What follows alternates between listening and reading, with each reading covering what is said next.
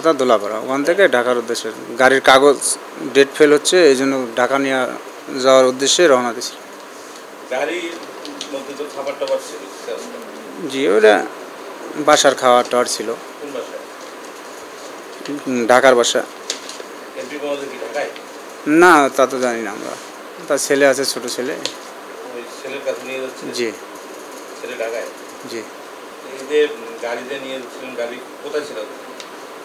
দোলাপাড়ায় মোতার হোসেন, ওনার ছেলের গাড়ি, ওনার তো মাহফুজের গাড়ি, ওনার ছেলের গাড়ি, এটা ওনার ছেলের নামে গাড়ি। তো এমপি মহোদয়ের গাড়ি এক সময় ছিল, কিন্তু এখন কাগজপাতি যেটা আর কি আমাদেরকে বলছে যে এটা মিশুক সাহেবের গাড়ি, এই জন্যই যাচ্ছিলাম আর কি। আমাদেরকে কোথাও ধরা হয় না, আমাদের ওখানে কাকিনা যে পাম্পের সামনে, এইখানে রাস্তার মাঝখানে ভ্যান, ওখানে আমরা তেল নেবো বলে, একটু গাড়িটা হালকা ছিল, আমরা তেল নেবো বলেই ওখানে হালকা করছিলাম। তা গাড়ি দেখে রাস্তায় ব্যারিকেড দিল ভ্যান, তো ভ্যান ব্যারিকেড দিলে আমরা সিগনালে ডাইন পাশে ড্রাইভার ইন্ডিকেটার দিয়ে ঢুকে গেল তেল নেওয়ার জন্য। ভাই আপনার গাড়িতে টাকা পয়সা আছে, মাল আছে, মাল যদি টাকা পয়সা থাকে আপনারা চেক করে দেখতে পারেন।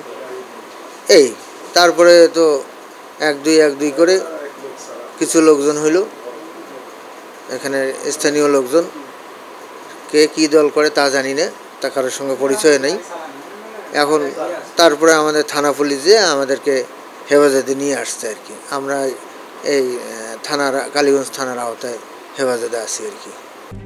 RICL TMX, যুগের পর যুগ স্থাপনা থাকে মজবুত।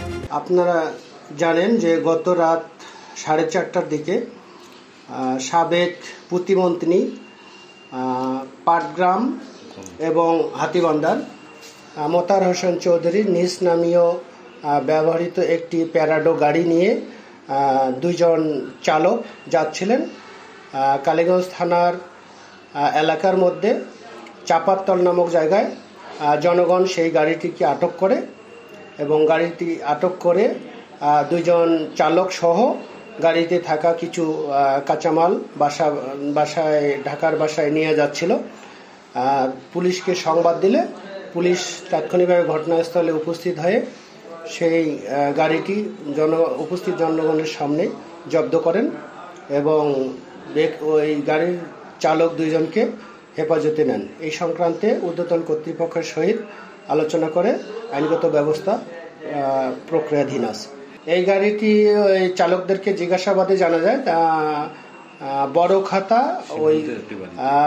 খাতায় ওই প্রতিমন্ত্রীর নিজ বাড়িতেই ছিল।